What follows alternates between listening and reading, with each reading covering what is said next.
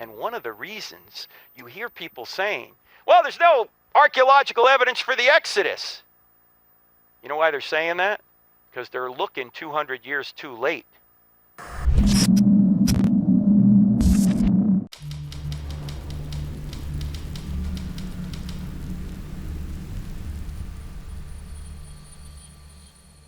Look, there's only really two things you need to establish. You need to establish they were there at a certain time, and then you need to establish that they left and went to Canaan, what we would now call Israel. Did that really happen?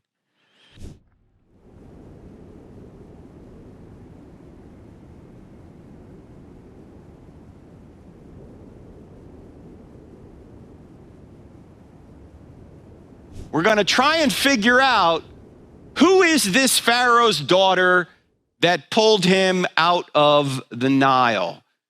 And the best evidence suggests it's, who do you think it is? Has anyone heard?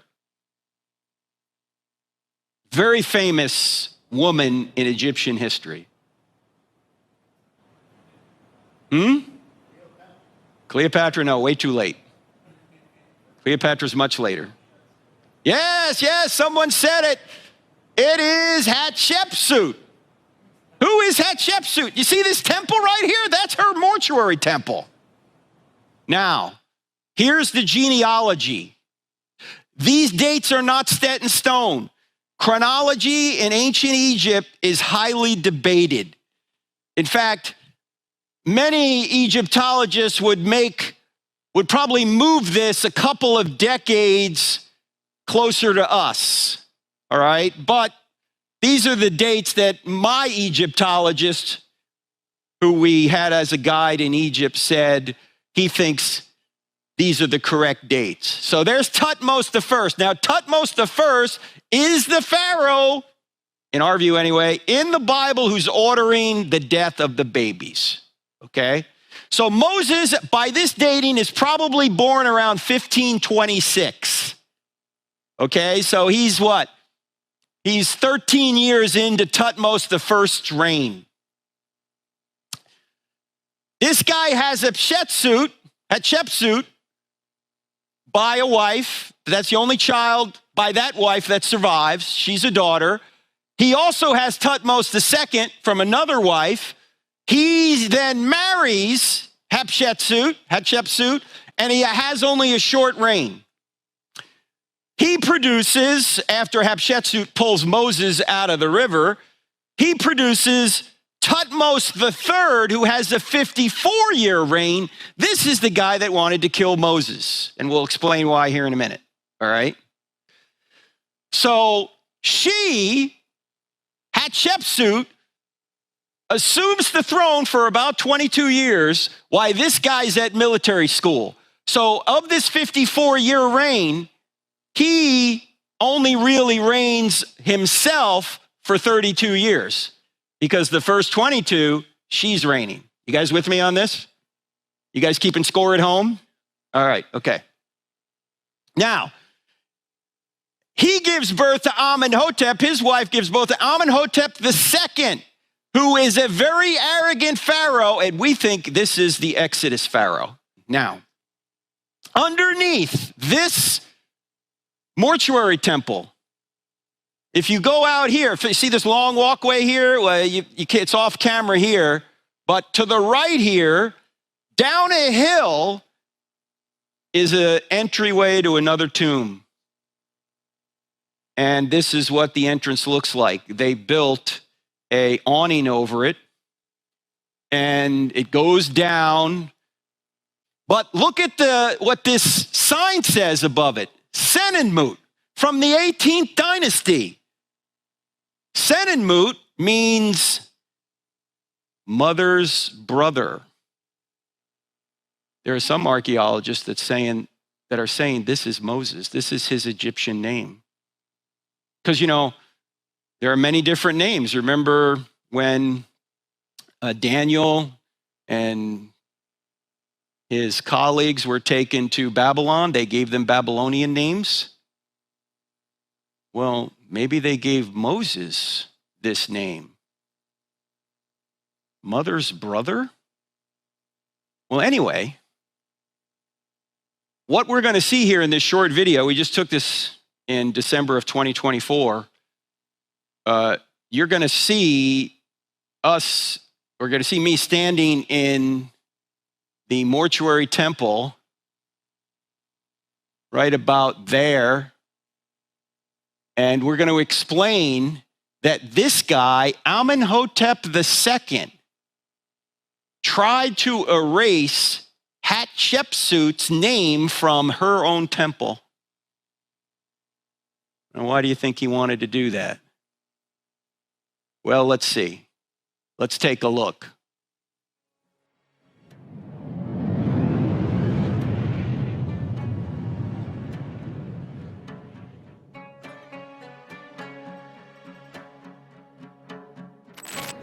The 1619 Project was not the first attempt to rewrite history.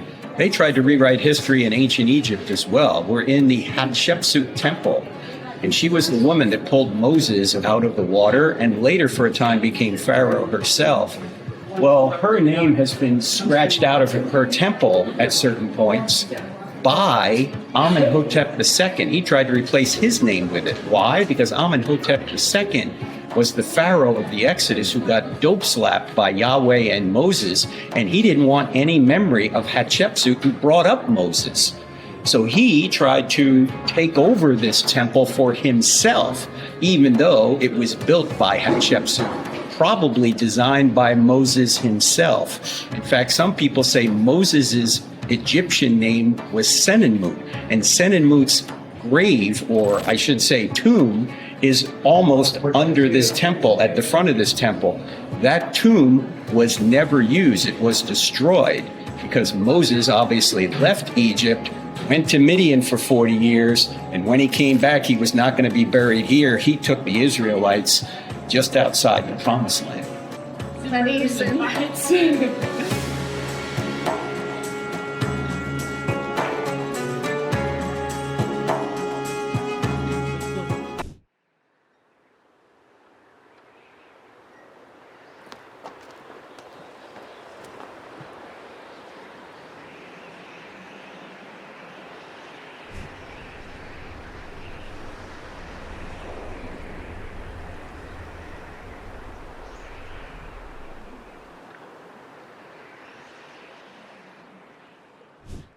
You might be surprised to learn that we have mummies for all of these guys. And here they are, okay? This is Thutmose I. He wanted to kill the Hebrew babies, all right? Thutmose II was the sickly one that died young, married Hatshepsut, his half-sister, left a 2-year-old son to reign, Thutmose III, right here. Look at that head. Wow. 54-year reign, wanted Moses dead. And this guy, Amenhotep II, is who we believe to be the Pharaoh of the Exodus. Because in order for Moses to come back to Egypt, the guy that wanted him dead had to have died. But remember, he spent 40 years in Midian. So the reign of the Pharaoh that wanted him dead had to be longer than 40 years. The only guy with a reign longer than 40 years in this time frame is that guy right there, Thutmose III. And so when his son takes over, God says, you can go back now. All right, now let's take a look at this guy. You notice anything unusual about his skin? By the way, this picture was taken in about 1902. You notice anything unusual? Can anyone see what's unusual about this guy? Scars from boils. I was reluctant to talk about these boils because I hadn't heard many archaeologists talk about them.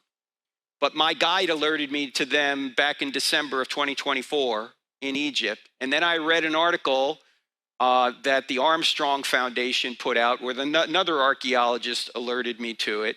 And then, well, it might be, we don't know for sure, but it might be from the 6th plague, okay?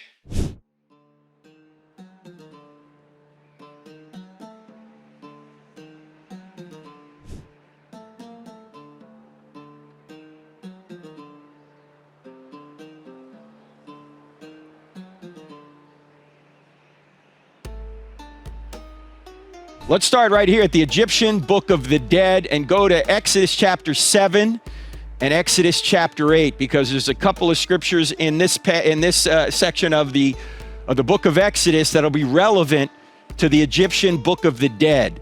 One comes from Exodus 7, where it says, "You, Moses, are to say everything I command you, and your brother Aaron is to tell Pharaoh to let the Israelites go out of his country.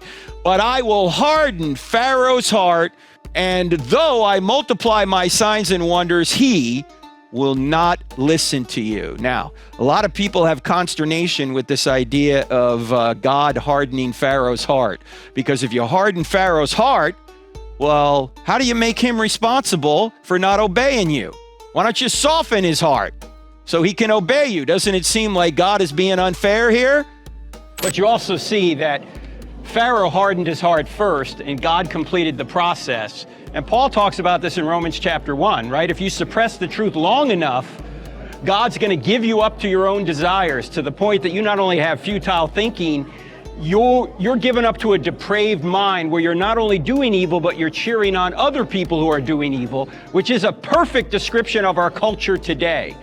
Romans chapter 1, verses 18 to 32 explains why our culture is the way it is, because we suppress the truth to do our own thing. We hold it down. Our hearts get hard. Our minds get futile. We become depraved, and we start cheering on evil. So why all this business about hardening the heart? It actually goes to a tomb that was discovered down here in Thebes, also known as Luxor currently. And it is a papyrus found that is now known as the Egyptian Book of the Dead. The Egyptian Book of the Dead. And this papyrus was in a tomb of Hunnefer from 1300 or so BC. And if you look at these drawings here, these drawings are actually showing you the theology of the Egyptian afterlife. And if the heart, do you see the heart right here? It's on a scale, and it's being weighed against a feather. So if the heart outweighs a feather, the alligator-headed demon goddess Ammit waits hungrily to devour his heart, to devour his soul. Let's look at the biblical significance of this. First of all, it explains the biblical detail of the hardening of Pharaoh's heart. It becomes stone-like. Pharaoh wasn't just stubborn, he was being condemned. In other words, Moses knows the theology of the Egyptians. Just like he knew all the gods and writes about all these plagues that slam the Egyptian gods, he knows that their view of the afterlife is, if a Pharaoh's going to make it to the afterlife, his heart better be pure. His heart better be light. So God comes along and says, I'm going to harden your heart. In other words, you ain't going to make it in the afterlife according to your own theology, which is the next point. In the plagues, God conquered false gods, humiliated Egyptian priests and royals. He showed that Pharaoh would be judged by his own theology. This is where the language comes from. And Pharaoh hardened his heart first. God just completed the process. Now, I don't think this is necessarily saying that, just like in Romans 9, he's not necessarily saying Pharaoh's in hell. He's saying that Pharaoh disobeyed Yahweh, and so Yahweh decided that he was going to judge Pharaoh and free the people of Israel. And that's what happened. So whenever you think about this hardening, it's just demonstrating. I mean, why would they use that term? It's demonstrating that they know what the Egyptians believed about the afterlife and what they believed about judgment.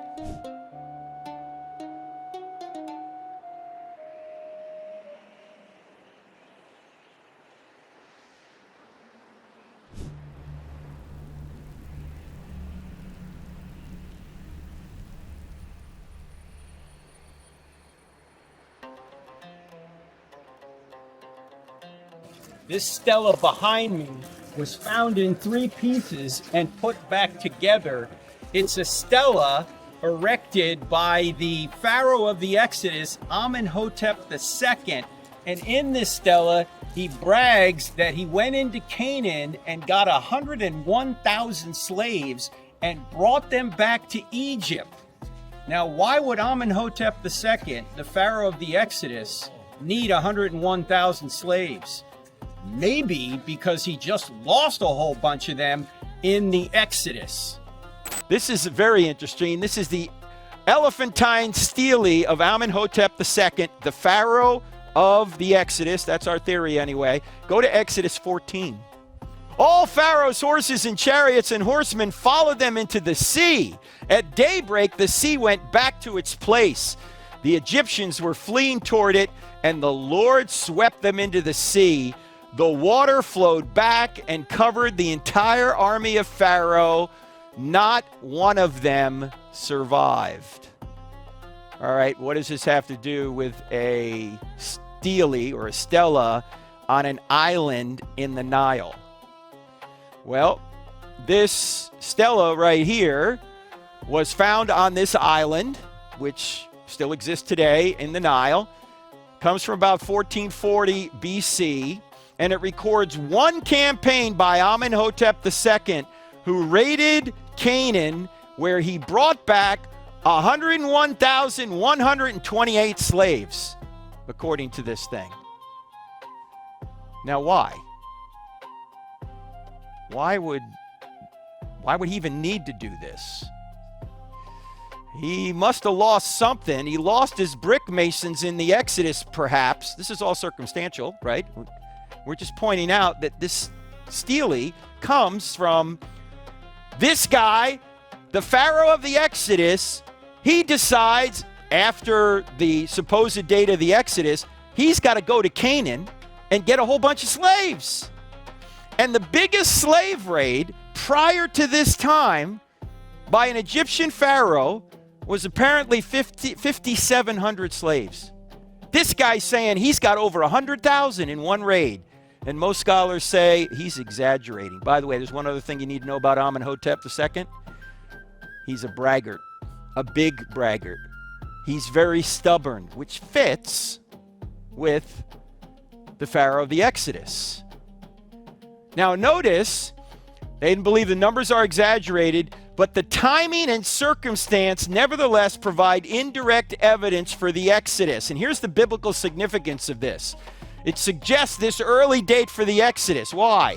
Because his reign began just prior to 1446 BC. Before him, Thutmose III, his father, had a vast army with 17 successful campaigns. But despite being remarkably boastful, Amenhotep II records only 2 successful campaigns in his reign. His father, who reigned for 54 years, that guy we had up here earlier, 17 military campaigns. Amenhotep, however, records only 2. And if you might want to ask the question, what happened to his army? Or why the need to replace lots of slaves? It could be that he lost a lot of his army in the Exodus, in the Red Sea. He couldn't do what his father had been doing, and he had to go recover a lot of slaves. Now, can we be 100% sure of this? No. I'm just giving you the evidence from the inscriptions, and then we've got to put all the pieces together. It's like a jigsaw puzzle, right? This could be evidence for it. Maybe it isn't. It sure seems interesting to me, though. Why would this guy say he had to go get a whole bunch of slaves?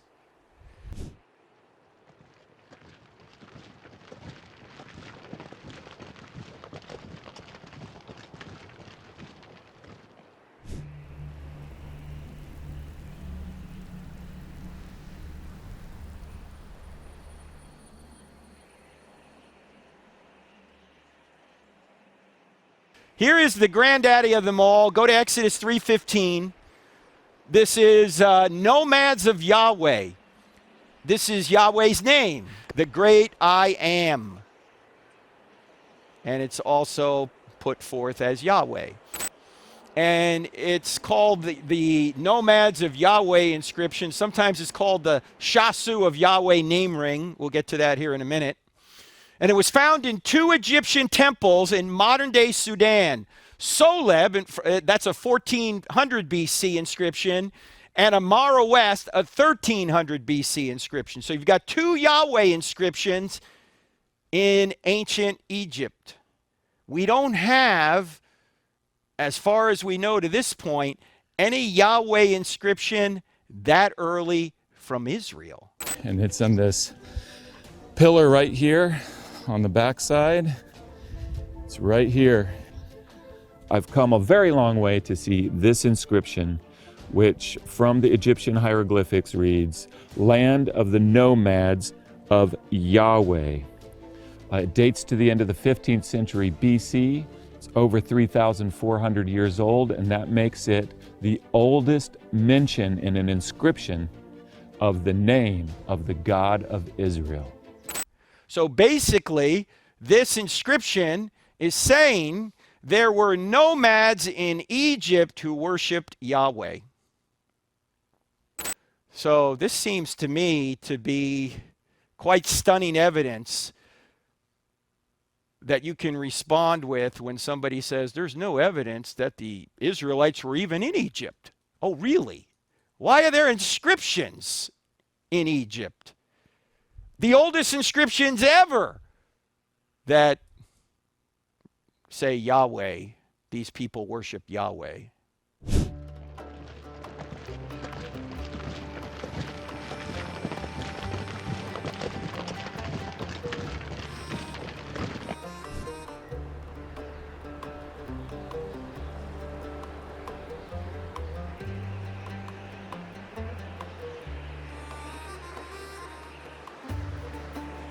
And if you do the biblical dating, we talked about this before, 1 Kings 6:1 will show you that the date of the Exodus is 1446 BC. And if they wander for 40 years, the date of the conquest of Jericho is going to be 1406 BC. And when you get down to Jericho, this is what you see. This is what we call a tell. This was the city that Joshua took in 1406 BC. You can see they've got a little area here that they've created a welcome center. These are buses right here. So when you go to Jericho, you'll go right here, and then you can walk throughout this tell. And so Joel Kramer here, this is his book, Where God Came Down. He has a great YouTube channel. I don't know if any of you have gone to it since last time, but if you go to Expedition Bible, you'll see he's got about 40 videos on great archaeological discoveries related to the Bible. And I'm going to show you about 3 minutes of one of them related to Jericho, because he went there and he brought Peter Parr and Bryant Wood with him. And he explains in this 3-minute clip of a much longer video what they found with regard to the walls when they did the excavations. Okay, remember, Parr not a believer, Bryant Wood is. Okay, here we go. Joshua 6:20 says that on the seventh day, at the sound of the trumpets, the wall collapsed. And the Bible is very specific in how it describes that event. The Hebrew wording there is the walls 𝗥𝗘𝗖𝗢𝗠𝗘𝗗 fell beneath themselves. And on the seventh trip around, we're told in the Bible, the mud brick wall collapsed and it fell outward and down to the base of the stone retaining wall. And when the archaeologists dug in this area, they found this pile of mud bricks all the way along the retaining wall. So where I am right now is where the pile of red bricks were found. That's correct. The Germans, 𝗥𝗘𝗖𝗢𝗙𝗏 and Kenyon, all found these piles of collapsed mud bricks while excavating at the base of the stone retaining wall. Then she shows that she dug down the side of that the outside of that revetment wall, and then there were reddish collapsed bricks that she said came from the top of that stone wall. Yes. Which is another reason to suppose that these weren't, there were walls on top. They're not in situ, but the collapsed brick has come down, yes. If you have a brick wall sitting on top of a stone revetment and it falls over, where else can the bricks go? They've got to go to the bottom. And so with that pile of bricks, what does that what does that tell us? Does that tell us that there was a destruction of the wall? Certainly. It certainly is evidence of that destruction. These fallen bricks from the city wall can be seen in this diagram from Kenyon's excavation report. In her write-up, she makes it clear that it was not the stone retaining wall that fell, but rather the mud brick wall that once stood on top of it. And so she writes that up in her report, that here we have a collapsed city wall, and here's the evidence for it. The archaeological understanding of how the walls of Jericho fell matches well with the ancient description of the wall falling beneath itself. This find of a collapsed city wall found here at Jericho is unique in archaeology. At no other site have we found evidence for a city wall that has fallen down. Yes, there were remains of the mud brick that had fallen down. I mean, that wall came tumbling down. So the Bible says that the wall came tumbling down. The archaeologists then came and dug Jericho, and what did they find? They found a collapsed city wall. This fits perfectly with the description from the ancient text. And when you have that text, and you have the archaeology, and you can fit them together, then you have the evidence from both sides, the literary evidence and the actual physical evidence from what the Bible is talking about. Now, here's Kenyon's drawing again. Remember, she's not a believer.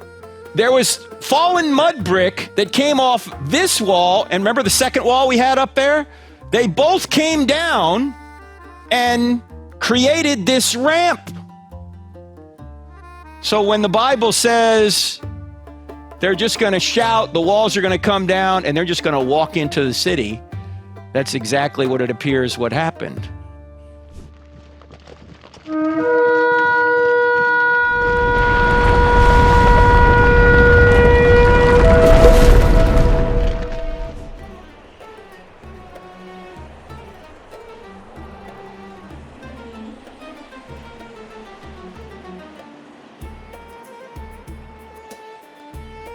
And then how does Egypt help confirm the Hebrew conquest? For that, we got to go to Egypt.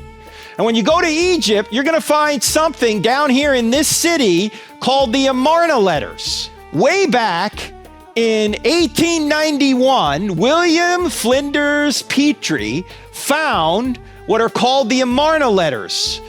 And there are 382 of these things found in this place in Egypt between Cairo and Luxor that reveal life in Canaan when the Israelites were taking the land between 1400 and 1300 BC. So these letters are talking about what's going on in what we would call modern day Israel. But they're in Egypt. Why would they be in Egypt? Because as we're about to see, there are correspondence between pharaohs of Egypt and people in Israel, or Canaan at the time, all right? And they're two-sided, they're cuneiform tablets, they're 2.5 to 9.5 inches each, and there are several references to the Haparu, or Habaru, the Egyptian equivalent of Hebrew, which could also be a generic derogatory term for enemies. Now, what did these things say? Well, kings in the area of Canaan, what we call modern-day Israel, they need help from the Harabu, because of the Harabu. In other words, they're asking the Pharaoh to help them because these Hebrews are threatening them. So, about 150 or more of these letters were between Canaanite kings and Amenhotep III around 1400 BC. So his grandfather, Amenhotep II, was probably the Pharaoh of the Exodus. Let my people go, that guy, right? So now there are people in Canaan, and Egypt was trying to exert its influence on Canaan. They're writing to the Pharaoh saying, we need help. The king of Gezer, you remember Gezer? Gezer's where they found all those child sacrifice jars. The king of Gezer pleads with Pharaoh to help him so that the Harabu do not destroy us. Others mention doing battle with the Habaru. And one of the tablets mentions Lebayah, king of Shechem, giving the land to Shechem, a city-state, to the Harabu. So in other words, there was no battle. It was a peaceful transition of power. So the biblical significance: Habaru, Hebrew, slave, lower class. It could be forced labor or Slavic ethnicity. It could mean Hebrew. It supports the biblical date of the conquest, since Canaanite kings talked with Amenhotep III about their problems with these Haribu, and explains why Shechem wasn't included in the list of conquests. You didn't need to take it. They were just going to give it to you.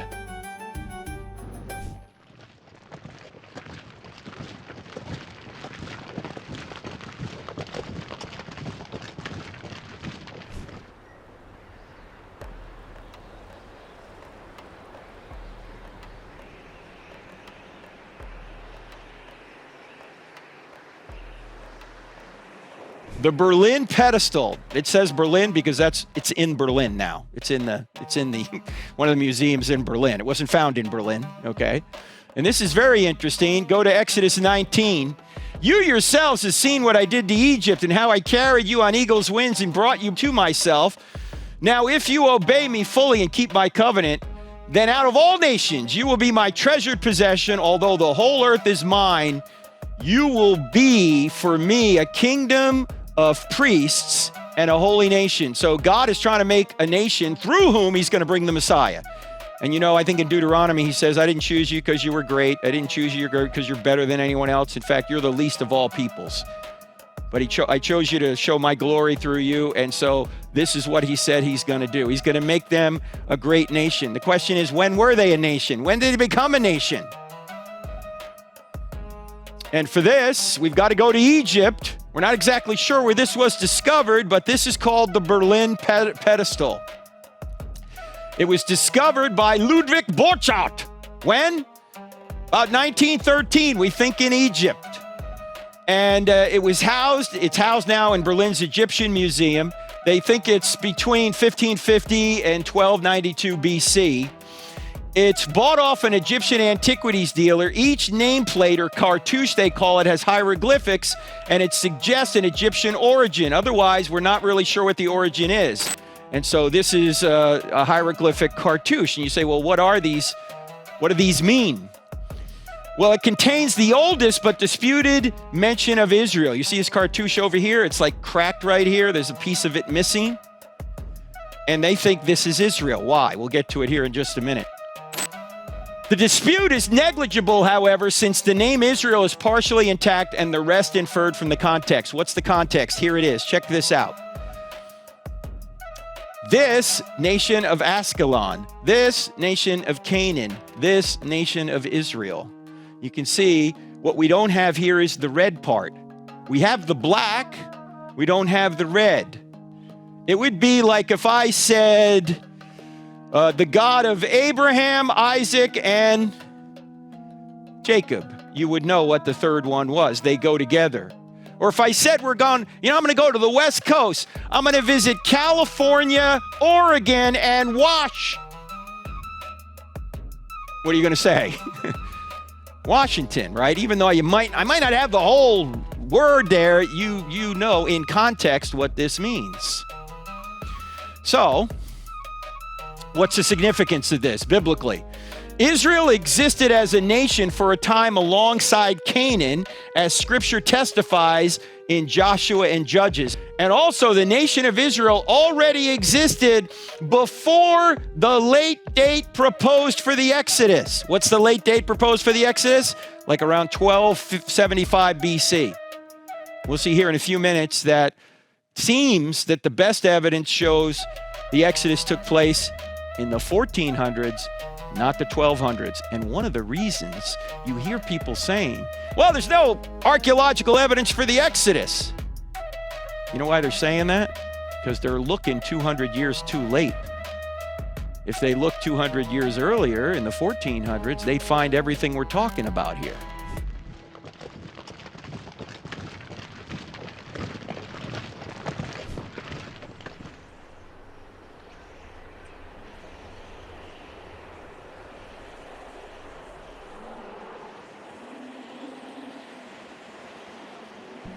Hey, we're in the Valley of the Kings near Luxor, Egypt, just across the Nile River from Karnak and the Luxor Temple. This is the tomb of Merneptah. He followed Ramses II. He is the guy that in 1208 erected the Merneptah Stele which says on there that he laid waste to the seed of Israel. This is one of the earliest references to Israel ever, and it does show, it seems, that Israel had to be in the land long before 1208 BC in order for him to lay their seed waste. That was a brag, Stele. In other words, he was bragging that he won, and he exaggerated that because obviously Israel lived on after that. Anyway, we're going to go into his tomb and see what we can find.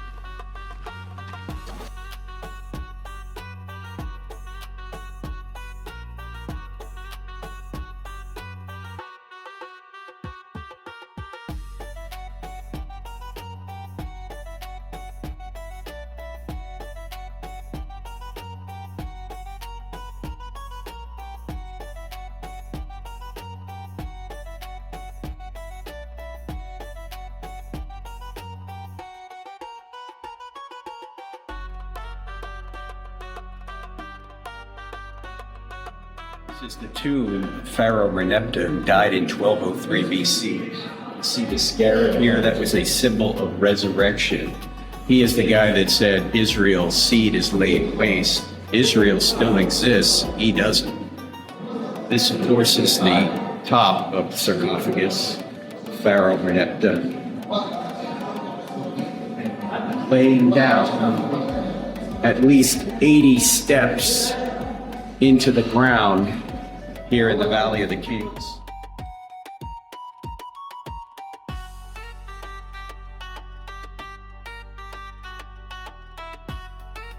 Merneptah is still bragging long after he's dead. These are the prisoners on his tomb. Obviously, the plaster's fallen away, so they've redrawn the prisoners. Here's one on the plaster. These are all prisoners, hands tied behind their backs.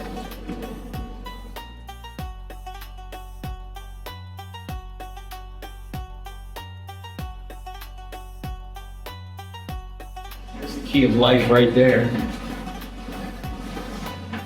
That's the key of life representing resurrection in Merneptah's tomb.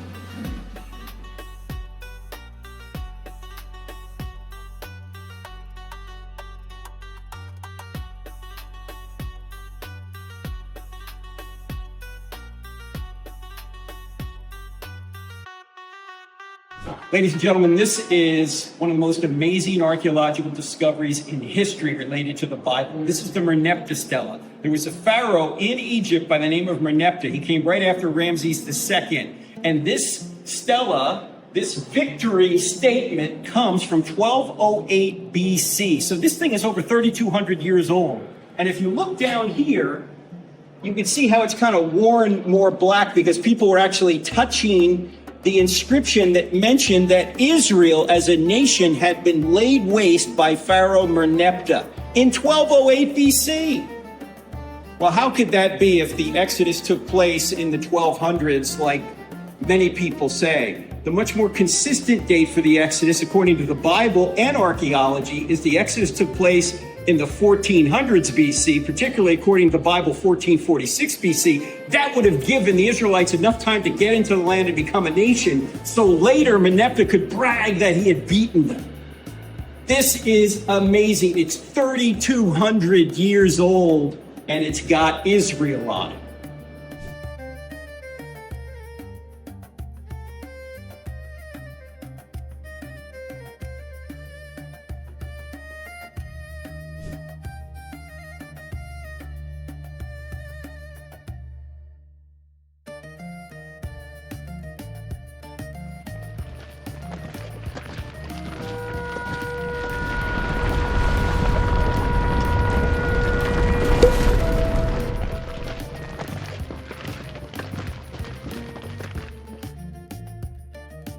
you